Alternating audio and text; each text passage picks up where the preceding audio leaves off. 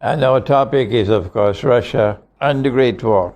From the time they intervened in Syria in order to save Syria from becoming another Libya, they knew that there was risk, there was danger, and that this could provoke the Great War, nuclear war, between the United States leading NATO, and in which Turkey is a member state, and Russia, and now Russia's ally, China. So the Russian people are already aware about the possibility of a great war and about the consequences, possible consequences of that great war. And we want to begin by thanking the Russian government and thanking the Russian people who supported the government and did not criticize and condemn the government, supported the government in that very courageous stand that they took to save Syria,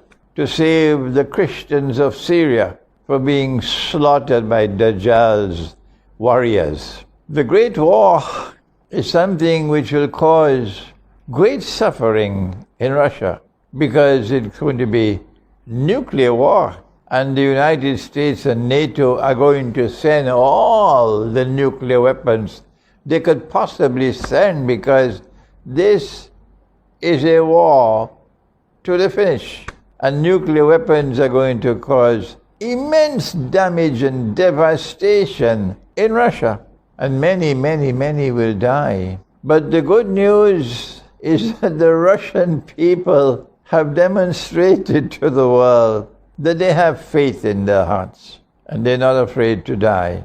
And we on this side from the world of Islam, we look at you and we admire a people who are not afraid to die. And this is as a consequence of something in your heart, something called faith. And you are therefore an Orthodox Christian people with whom we have a sense of affinity. We are brothers. You follow the Son of Mary, the true Messiah. You follow the Son of Mary, the true Messiah.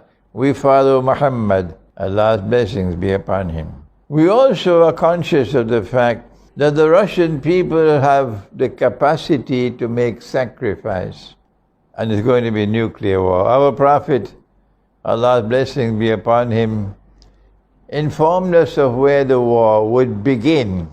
Yes, we know it's going to begin in the north of Syria. That's what he said. But the beginning of the war is not as important as the consequences of the war.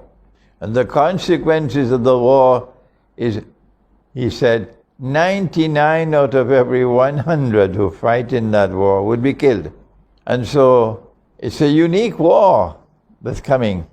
It's a war in which weapons of mass destruction would be used for the first time on such a scale. When we look at the other side, we see rent an army. We see people being brought to fight and being offered cards and being offered green cards and all these things. And they're only there in the army fighting for the monetary dividends. So that can't be an army with faith. But on your side, it's an army of faith.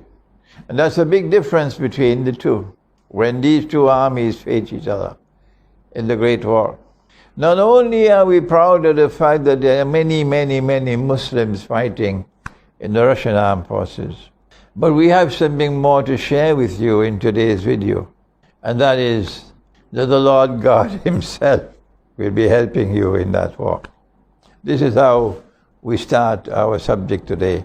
And we want to take you to the Quran and to explain the Quran as perhaps never explained before to you. We know the outcome of the big war that's coming, the Great War. We know that the Lord God is going to intervene in this Great War. And we want to take you to the Quran. We want to take you to what the Quran has recorded at that moment when they were attempting to crucify Jesus, the Son of Mary. And he did not know what was going to happen. But the Lord God, he knew. And he spoke to Jesus. And he speaks to Jesus and he says, "Oh Jesus, I'm going to take your soul." And of course, When the Lord God takes the soul, he can either keep it or return it. And if he keeps it, well, they have succeeded. They have killed him. But the Lord God said, no, they did not succeed. I made it appear like that. And so therefore, he took the soul and he returned it. But they didn't know that. And then he said, I'm going to raise you unto myself. And so the son of Mary was raised unto the Lord God himself. This is the Quran. And I'm going to cleanse and purify you of all the blasphemous things they have uttered against you and your mother. And today, we live in a world in which they don't dare to stand up and speak those things about Jesus anymore, because the world will crush them today. They've been purified. Now listen. And the Quran then goes on to say that I'm going to raise those who follow you, O Jesus, raise them high and dominant over the other group which rejected him and which hurled these blasphemous things against him, these disbelievers.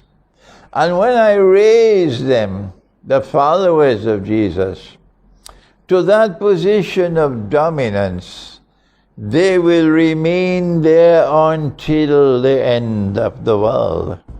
And so now the Quran is helping you in Russia to understand what happened these last 20 years after the collapse of the Soviet Union, after the chaos which followed, this miraculous rise of Orthodox Christian Russia, with missile technology second to none in the world, to a position of military dominance today.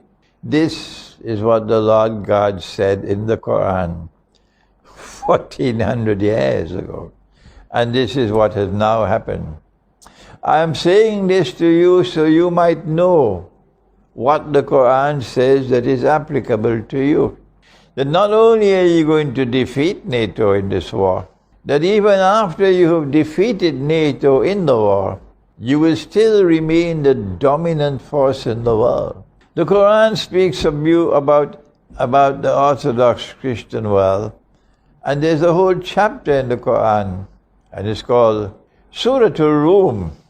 And Rome, of course, comes from the original term Rome. So when the pagan Roman Empire left Rome and went to Constantinople, they kept the name Rome with it. And that name Rome came in the Quran as Rum. But then came the transformation of that Roman Empire to become a Christian empire.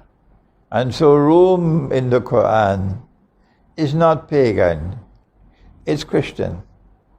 And the Quran speaks positively of that Christian empire which was based in Constantinople, and which was called the Byzantine, or the Holy Byzantine Empire. Some pronounce it as Byzantine. And Allah speaks in the Quran and says that you will have two victories. By His help, you will be victorious twice. And the first one took place 600 years ago when the Quran was revealed at that time, when the Holy Byzantine Empire defeated Persia. And then says the Quran, there'll be a second one. But in between the two, there's something happening, because the first one is described as before, min qabl, and the second one is described as min ba'd, after. Two victories, one before and one after. In between, there must be something. What is it? It's the Great Schism of 1054, when the West parted from you and they went their way and said, we don't care two peanuts for the law anymore. And so they violated the Sabbath. And the Lord God cursed them, the West, but not you. The Lord God is pleased to help you to two victories, one before the schism of 1054, which took place in the lifetime of the Prophet, Allah's blessings be upon, and one to come after. It hasn't come as yet. The second one hasn't come as yet. And I'm sharing with you my view. I can be wrong, that the second one is coming soon, when you'll be victorious and you'll defeat that world that was cursed by the Lord God. NATO.